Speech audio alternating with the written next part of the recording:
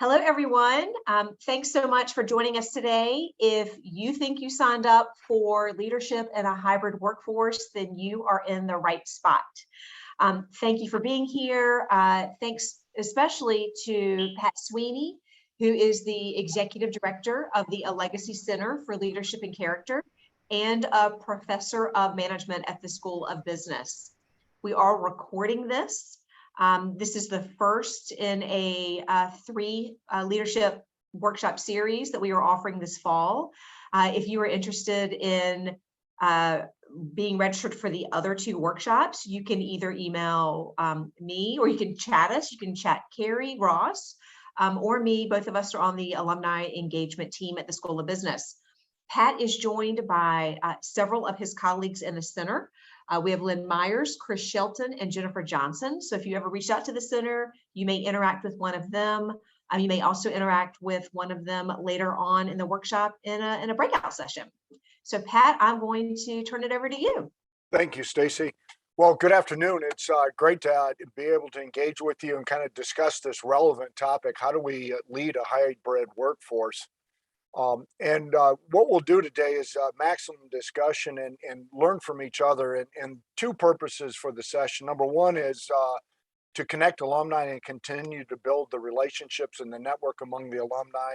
And two is to let you know that the School of Business and the ACLC is a source for you as far as leadership and leader development needs.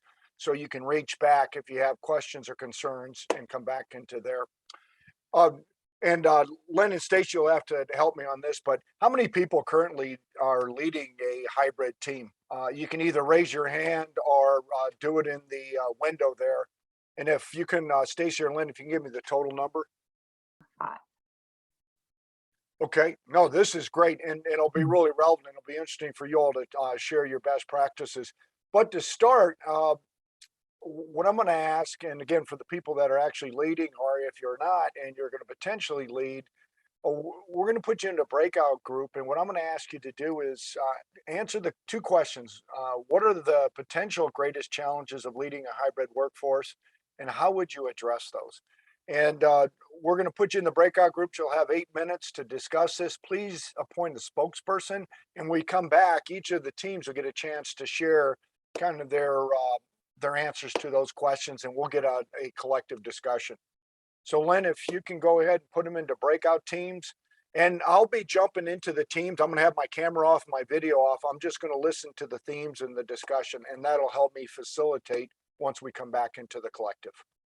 Okay, welcome back. Great discussion. What team wants to go first? And we'll just give everybody an opportunity. Go ahead, Adam. Yeah, I'll take the charge on this one. So yeah, really good dialogue and discussion. A lot of different organizations and service functions, marketing functions, all that kind of stuff. But the things that we talked about kind of like crossed all industries. A lot of them related to accountability, keeping people on task, hitting goals, measurable KPIs, all that kind of stuff. The challenge of doing that in a remote environment is a lot more challenging in a lot of instances than a face-to-face environment. Also, just having the challenges of people being in different time zones, or not even domestic. Sometimes it's global. That leads to challenges of getting things done in a more timely fashion. You lose out on a lot of kind of like cultural things. It's a lot easier to see people's reactions when you say something to them. You can see those nonverbal cues a lot easier. So inherent delays when you could just have more face-to-face interaction versus now it's it's done a lot more electronically, and you lose a lot of the personalization in a remote environment. Okay. And did your team address any solutions to those issues? We didn't get a chance to talk solutions. Okay. Yeah, it was just a good dialogue around kind of observations in our respective work environments. Okay. So what I just to summarize, accountability, keeping track, getting people aligned on goals, considerations of different time zones, and people are available at different times. Communication is harder because you cannot read the nonverbal, and it sounds like leaders have to have a little bit more patience because things take a little bit longer when you're going over a virtual or and you're not in person. Adam, did I capture everything there? I feel like you did. Anyone else in the group, if you want to chime in? Yeah, please. I'd love to hear from every team. The discussions were great. Good job, Adam. You got it. Thanks, guys. Next team. I can jump in. So for context, and I think I missed the question at the very beginning, but I lead the change management for my company's hybrid work journey. So this is very near and dear to my heart. So we talked about a few things, but one thing that I think Adam didn't touch on that we talked about was how kind of generational differences have played into the hybrid work challenges. And I think you've got people who over the last 3 years, either finished school or entered the workforce remotely, right? So their only context of work has been remote work. So bringing them back into the office or just kind of helping them understand the norms of that, the value of that has been a challenge. And then I also think, we've got kind of, I was calling it like the middle manager segment, but like managers through director type roles who often have young kids or, have a lot of things going on in their lives. And during the pandemic, we're able to be home and balance that more effectively. So getting them back in to shadow those young people has been a bit of a challenge. With all of those other commitments being very understandable, I fall in that category. So I feel that deeply. And then you have kind of at the top end, right, senior leaders who I see a split where you either have people who want people in Monday through Friday because like that's what they did, right, and that was their background, or like I laughingly was like, they're at their mountain house and they've decided that they just want to like kind of slide into being, in either at the beach or the mountains. So I think there's some real generational differences at play just in terms of like, what does the workplace look and feel like? Why do you go in? What's the value of going in? And I think all that hits on culture and how we navigate that is going to be really important. Super, Catherine. On the generational difference with the younger generation just joining the workforce or the Gen Zs, what are their needs that you're seeing? I think a couple things. So there's, if you're new to a city, there's just wanting to create a social network, wanting to make friends, like wanting to have something to leave your apartment for. I remember those days. I moved to Charlotte knowing not a single person, and most of my network has built out of my company. I met my husband through my company. So there's that component. I think there's understanding your industry really well, understanding the needs of your clients and stakeholders, I think is a lot easier when you're in person. And I think there's just a lot of soft skill development. Like I feel like I learned a lot about what I do, and prior to this role was an external consultant in strategy, from listening to the people around me have conversations with clients or talk about proposals, or like I was just absorbing information constantly. And I don't think you're getting that to the same degree remotely, although I see huge value in remote work as part of what we do. So I think that's part of what that kind of, Gen Z / people who are joining the workforce now are missing if they're not kind of getting that rich in-person experience. So the in-office experience seems to be a very important developmental aspect for the new people, where, as you're saying, they're picking up the tacit knowledge. They can ask an experienced person how to handle this in different aspects versus trying to do it remotely. Sure. And I think that's where, hybrid creates the balance of the two, because there's certainly, I do not want to be personally in the office Monday through Friday every day, right? So it's like, how do you create that value added balance? Well, and also, as you said, the mid-level seems to, they have family responsibilities and other responsibilities. And if you're hybrid, you got some flexibility to meet those challenges and kind of somewhat set the work hours to work around those responsibilities that you have. Yep. Okay, super. Other teams, I know these are great discussions in each team. So we heard from two. Any of the other teams? Yeah, I think Nancy and I had some interesting discussions just around sort of culture and buy-in, and how you can manage that, if you're in a remote setting or hybrid setting, and how you're handling that on a day-to-day basis, along with just productivity from meeting styles. I think from if a lot of what we Nancy works more in an office, mainly where I'm more on the remote side, but it's I think we both agreed that meetings for the sake of meetings can just eat away your day. And I think you feel it in both places, which is funny because, you'd think working at home, like there's so many other distractions that could take you away from doing deep work.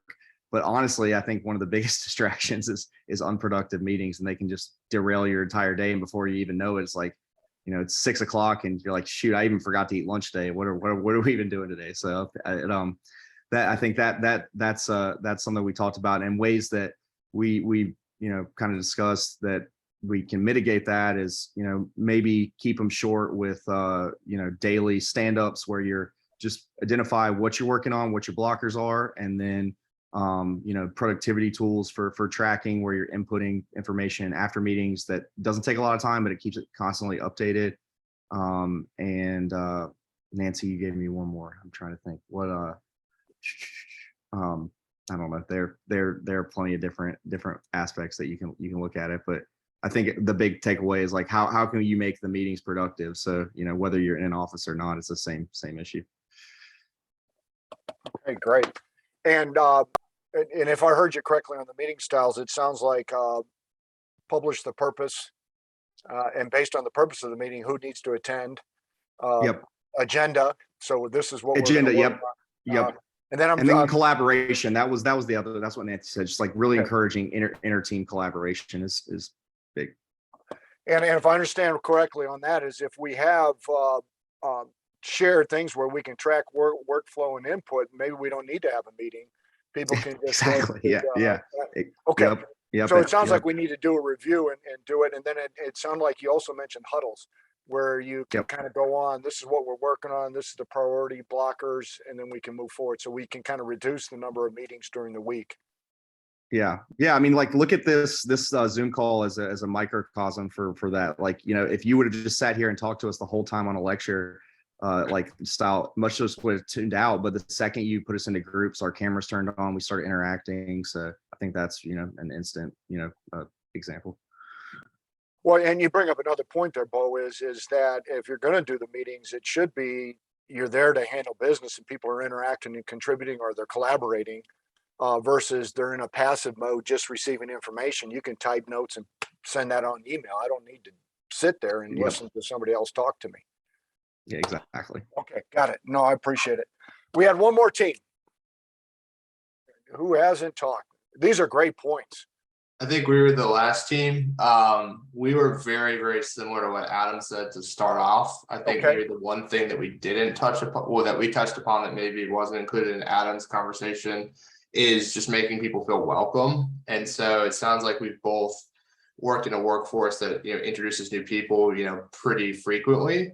And so just to build that, I know someone else touched upon culture, but to make someone feel welcome, it's just a lot easier to do in person. And you can also, someone else touched upon, pick up on nonverbal cues that say, hey, this is really going well. This person feels comfortable in this organization, or vice versa. This person feels like they're in over their head or stressed out, or, isn't having a good week or day or whatever. So. No, absolutely. Great point. How do you do that in a virtual environment, make people feel welcome? I mean, so I work on a 100% remote team. And so we have met in person before. Mm-hmm. I think that, helped kind of take some of the edge off, if you will. And then we try to do like virtual events that, build a sense of culture. Like, I don't know, like next week we're making pizza all from our house. But, you know what I mean? Just like silly stuff like that, I find really has gone a long way to take a little bit, because like in the remote environment, it seems very work oriented and the personality's kind of getting a little bit subdued at times. And so to bring that out like intentionally in the right forums, I think is, paid dividends in certain places. Okay, great. Thanks, Kevin. Anybody else? Any other thoughts on as far as the challenges? Go ahead, Blair. I just wanted to reiterate something a bit more that Kevin touched on, which is the onboarding piece. So I manage a team, I'm in a global role, and I manage a team of global team members. And we are about to bring several new people into our ecosystem, and they will be in like remote global roles, but need to assimilate into both our client account and into our actual company. And so much of culture for me, when I onboarded to my current company 5 years ago, was about being in the office, face-to-face collaboration, listening to people lead conference calls, seeing how we talk, what our role is, all of that. And I'm struggling with, the onboarding piece and just helping people feel this connection to this global food service organization that we're a part of, and how do you make it as effective as possible, make them feel welcome. But the learning piece is what's huge too for me. So just wanted to hone in on the onboarding challenge of when you're new to a company. Blair, I would push that out to say it's just the culture in general. I would think I've led a team through 100% on-site work through now I have a hybrid team, and trying to maintain that culture and trying to develop a culture of cross collaboration and communication I really struggle with that, into how to get people engaged when I'm not in their office, in their space all the time, kind of, cultivating that. How do you do that on this, disconnected space? Yeah. I've actually asked some of the more junior folks on my team to take a more active role in leading and coordinating routine meetings that happen, daily or weekly, like stand-ups. And that not only gives them an opportunity to sort of have a reason to check in with their manager and, spark dialogue, but it also kind of forces them to start learning the norms of how to interact with the rest of the team when, they might have to reach out to say, hey, we need to give an update on such and such. Will you be prepared to share that? Are there slides that you can give us? So all of that type of interaction, I think not only helps them get to know their coworkers, but also helps them grow, as this may be their first professional work experience and it may be fully remote. Yeah, something that we struggled with when we moved from basically everyone being in office to now it's the majority is not even in the Charleston area. We're in Charleston, South Carolina, but 60% are not even in the state of South Carolina, was this feeling of belonging and like their group and this cohort. So it was like throughout the pandemic, it was very like as need basis, bring on employees, but we're going to start shifting to like consistent onboarding classes. So say every 2 Tuesdays, that's when we have a new employee class coming through. And that way that ensures consistency with the material that they're learning. So everyone starts off on the same playing field, but it also creates this almost like new employee cohort that's cross-departmental, cross-functional, and they have this like team within a team. So they have this feeling of camaraderie and like I said, a cohort right out of the gate. Yeah, we struggle with that too. Yeah, no, and you all brought up a great point, and this is what a lot of especially the senior leaders are struggling with is how do you transmit and sustain organizational culture in a hybrid workforce. So what I'm going to ask you all to do is I'm going to put you back into breakout groups, and what I'm really interested in, what are some best practices? We've heard a couple of them, and just to review, culture is those shared values, beliefs, talk about purpose, the assumptions about how we should do work, how we should interact with our customers, that everybody's internalized.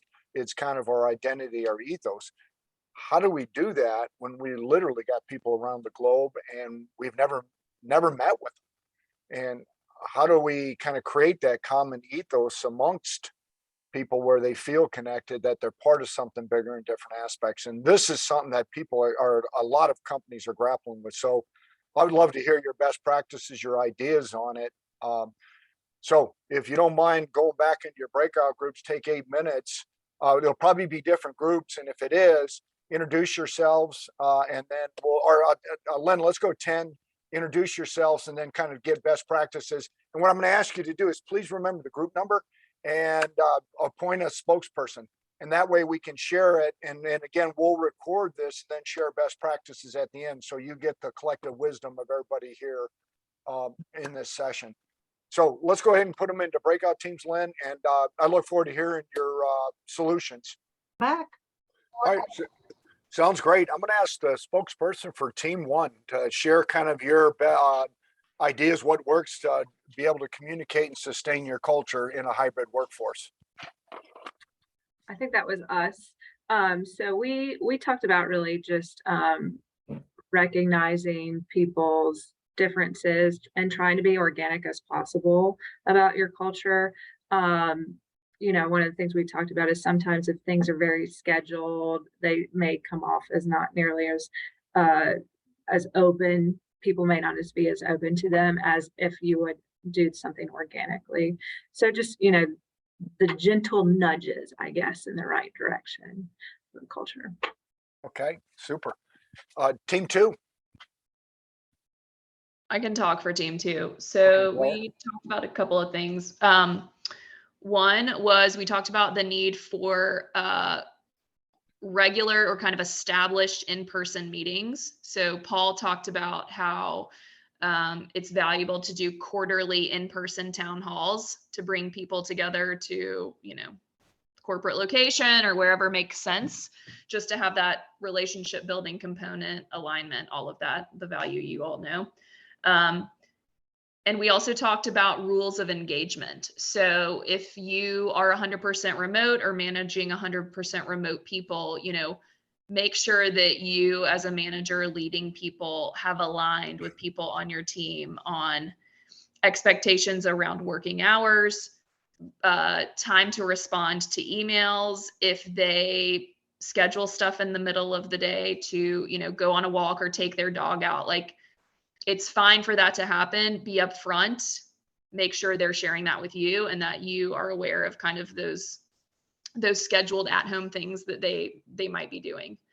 And then the other one we talked about was just the value of managing or of having, I call it skip level conversations. So if you're managing a team of teams, not just interacting with your own direct reports and checking on them, but checking on the people who are on their teams. I learned that quite quickly in my newer role that I took on, that it was important to check in with the people who my people are managing to get more of a realistic picture, but also, you know, give them accessibility to me. Mentorship happens during that. They can bring up issues or challenges that they might want to share too. So those were ours. Okay, super. Thanks. Mm-hmm. Team 3 spokesperson. That's us. We had some similar themes. We similar group. Team 1, we had really saw value in the stand-up and just kind of that casual time where people establishing that time that people could just show up, ask questions. Catherine is doing that at her company. Adam was talking about going from the change of going from a very smaller company to more of a virtual company across different states and time zones and different. We also discussed how people who joined the company during the pandemic have different interests of coming into the office and how a lot of people had a lot of different variety of interests. So very similar themes, but we realized we have to let people meet them where we are. One other opportunity that we had in my company is we call them a bonding bonanza, where people could go, our senior managers were available during half-hour increments over a course of a few days. And so young people, that was really kind of helping get that culture aspect out there of like, this is how we do work. And this is how we interact together. So. Okay, super. Thank you. Team 4 spokesperson. Me. All right. So we touched on a lot of the things that I think people have mentioned. So we touched on some people still doing remote happy hours, and my team is spread completely coast to coast. So my happy hour would be their boozy lunch, I guess you could say. So we were talking about like trying different things like that, figuring out how it can work for various remote people. Our team tries to do quarterly on-prem get-togethers where it's a couple days. You just try to tune out from the rest of work as best you can and really focus on your goals and bonding your team. We do monthly company-wide town halls so everyone can be on the same page. And one thing I found really helpful is just trying to be friendly through the remote channels that we do have, like sending people GIFs and memes through Slack, assuming they're comfortable with that, trying to feel out communication styles, I think is really helpful. And our new leadership has established half-day Fridays through the end of the year, and they always send really cute messages about like, today's Friday. If I see you online after noon local time, get out of here. So kind of both setting communication standards and cultural styles, and then demonstrating them and enforcing them, as it were. Okay. And I mean, what's great and kind of a summary here is you all mentioned that you're doing skip levels, senior leaders are available. Remember, every time you engage with your people, it's a leader development opportunity, and it's an opportunity to transmit your culture and reinforce what's going on. You link it back to the purpose, the core values, which is huge. And as leaders, we got to remember, if people are in person, it's a lot easier to interact with them. We got to make sure we're setting a time for the people that are remote, that we're doing one-on-ones on them and check-ins in different aspects, and be purposeful about it.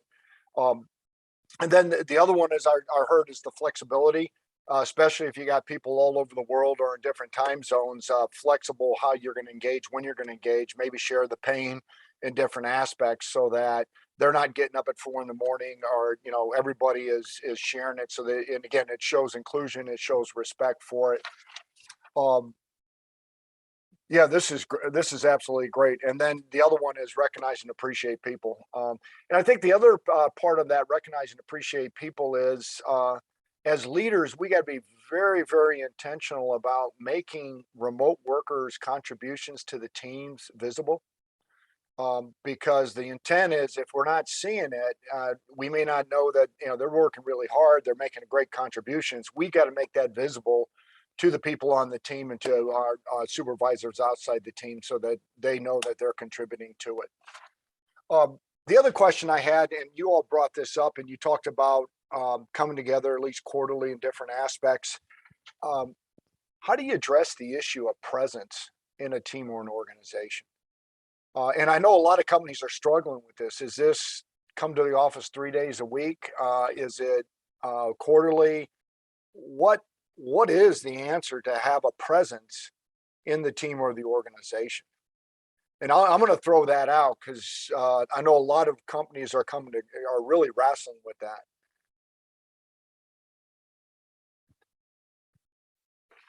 And Paul, if you're still on, I would love to hear your perspective on it.